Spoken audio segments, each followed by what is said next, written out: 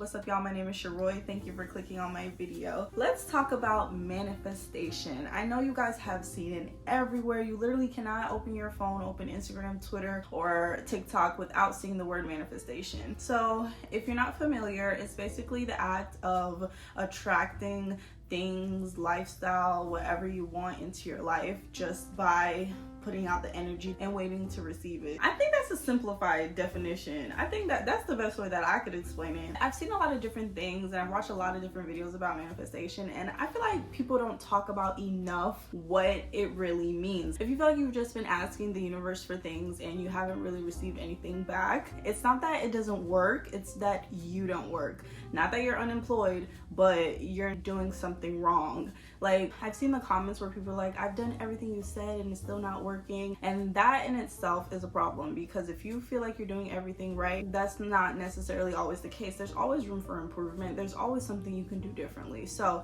I wanted to talk to you guys about what I feel like people are doing wrong when it comes to manifestation and how you can fix it. Now, the key to manifesting whatever you want is your mindset. Now, a lot of y'all have some messed up mindsets and wonder why either bad things keep happening to you, you can't attract anything good in your life. Because I'm a firm believer in your outside world, what you see and how you live is a direct reflection of inwards. I've read a lot of books about manifestation and like self-help books and stuff like that, and they all really talk about the same thing. One in particular is Think and Grow Rich. Now, this book is very good for learning how your mind plays such a huge part in manifesting anything you want. So when you're manifesting, it's coming from your subconscious mind. You have your conscious mind, you have your subconscious mind. Now, you could say out loud every single day something that you don't truly feel and believe in, and it's just words. If there's no thought or emotion or a subconscious belief behind your words, then they're falling on deaf ears. Like, let me give you an example. I could sit and tell somebody that I love them, and if I don't really love them, then I'm never going to feel that connection or that bond that really comes with love. Like, love is a very powerful and a strong emotion, and if you tell somebody you love them and you don't really love them, those are just empty words. That's just an empty promise. So manifestation is kind of like the same thing. We have subconscious beliefs that have been ingrained in us ever since we were little, ever since we started developing our thoughts and emotions and our self-esteem and our ego based on, you know, what society has told us, what our parents has told us, what we've seen our parents do and say, and how we've seen them act. So if your manifestations are not coming true, it's time to do some shadow work. And I recently found out what shadow work was like 3 months ago, I want to say, and it has definitely changed a lot for me. Your shadow self is basically the parts of you that you might be ashamed of, or you keep hidden, or you don't talk about, you don't bring it to the surface. You kind of shove it down, like your insecurities or trauma or hidden shame from experiences or thoughts or insecurities or whatever that you've experienced throughout your lifetime. And so when you do your shadow work, you're basically shining a light in those darkest corners of your soul. I know it sounds corny, but it's a thing. So you're basically bringing those feelings and emotions to light, and you're thinking, why am I the way I am? Why do I think this way? Why do I feel this way? Maybe you do something like, maybe every time you see someone, your reaction is to just look them up and down and be like, ew, or like be nasty or rude or have an attitude towards people for no reason. And maybe you want to change that about yourself. Maybe you want to understand, like, why do I judge people so harshly?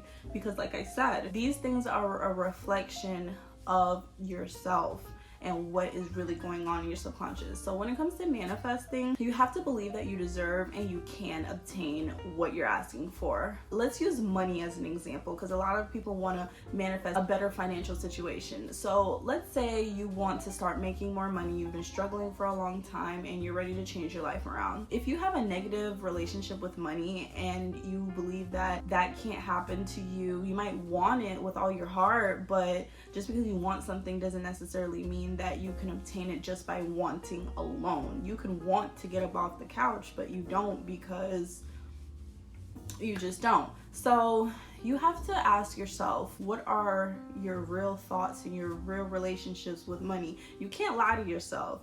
You got to be honest with yourself and dig deep and be like, okay, what is stopping me from obtaining what I want? Is it your mindset? Do you have these beliefs, like these limiting beliefs that are stopping you from obtaining what you want? You have to get to the root of it. So maybe it's because growing up, your parents always struggled and they always said, oh, I can't afford this, we can't afford this, so why are you even looking at that? You can never buy it. Like, we have to do what we can, stuff like that. So maybe deep down you feel like you'll never be able to afford the things that you want or the life that you want to live. Maybe deep down you feel like if you have money, then you'll mess it up somehow because you're always spending too much money, or you don't know how to save, or you're gonna spend it irresponsibly and you never can keep it. If you have a deep feeling that you don't know how to handle money, or you're scared of money, or money is evil, or things like that, then how do you expect to attract more? And I see a lot of people like scripting and, you know, meditating and putting all these intentions out, but they don't want to do the work inward to see what's blocking them from getting what they want. Because like I said, words without emotions or feelings or anything behind it is just empty words. And when it comes to manifesting, you have to know that your words are powerful, your words are strong, that we are magical, intelligent beings. Like, we are able to create the life that we want. And if you literally just rolled your eyes at that, then that's part of the problem, because you don't even believe that you're magical and that you can attract anything that you want. So what makes you think things are going to come to you? Also, you get what you give. What kind of energy are you putting out into the universe? Are you putting out negative energy, or are you putting out generous, positive, giving energy? For example, if you want to receive more back in the world, why don't you give more? Why don't you be more generous? Why don't you give something to someone who you know could never pay you back? Why don't you donate your favorite pair of shoes, donate your favorite clothing item ever to someone who you think would really appreciate it and could really use it more than you? A lot of the time we selfishly cling onto things because we feel as though if we give everything away, what will be left for us? Or if we give out our time, our money, our energy, then there won't be anything left for us.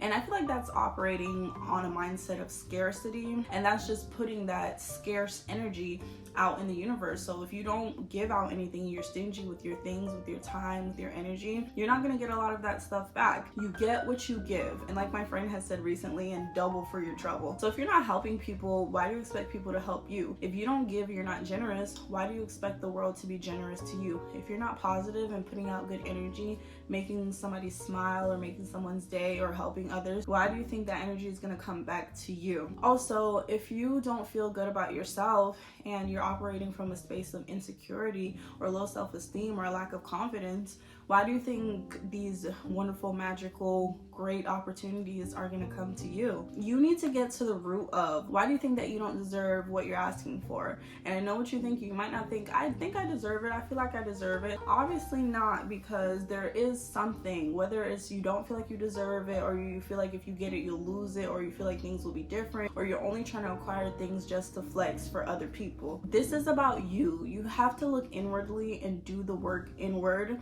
in order to get everything that you're asking for, because all of these things are blocks. All of these things are blocking your blessings. They're blocking these things that are meant for you and you are destined to achieve and experience and accomplish. And you might not even think, why would anything good happen to me? I haven't done anything to deserve it. That's a problem too, because why do you think you don't deserve great things? Just because you haven't put in the work in, or there's someone working harder than you, or there's people more talented than you? Comparison is the thief of joy. Everybody else is in control of their own destiny and their own journey, and whatever they got going on, that's between them and God.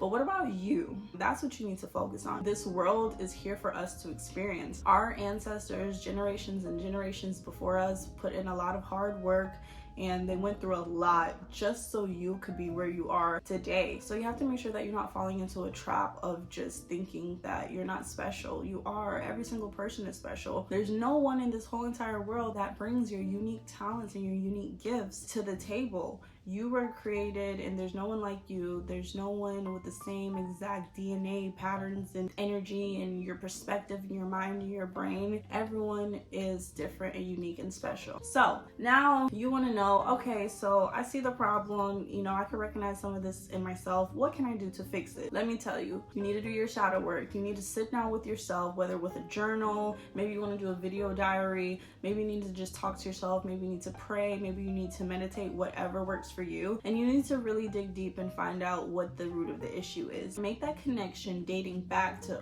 the earliest that you can remember and think, what did you need or want more of when you were younger that you feel like you didn't get enough of? What do you feel people said to you that hurt you, that you carried with you, that is the source or the cause of your insecurities? There's hundreds and hundreds of prompts for shadow works that you can do to dive into your subconscious and what do you think these beliefs come from, because your subconscious mind is subconscious. Like, you're not consciously thinking about it. So these are the things in your mind that kind of work or think on autopilot. That's just who you are and that's who you're programmed to be. So you can rewire that and you can change your way of thinking, but in order to rewire that, you need to shine the light on it. So go ahead and do that shadow work and find out what's the root of the problems.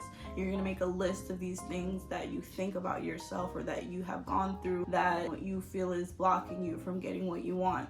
And then you're going to go down that list and you're going to debunk all of those because they're lies. They're not true. They are not true. You're not ugly. You're not fat. You're not unattractive.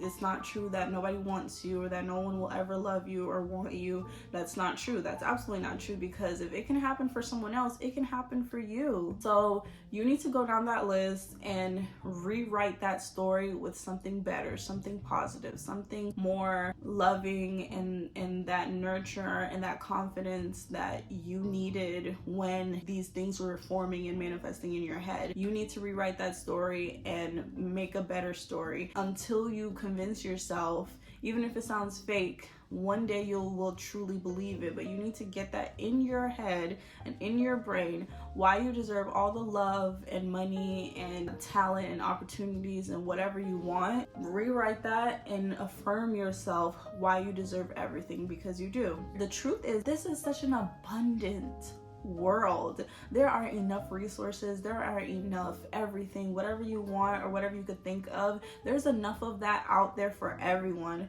Don't think that if you give someone the tools or the help or whatever, then they're going to become your competition and then they're going to take that from you. Listen, what's meant for you is meant for you, and there's nothing you could do to mess that up. There's nothing you could do to change that. If it doesn't happen for you, it just wasn't meant to be.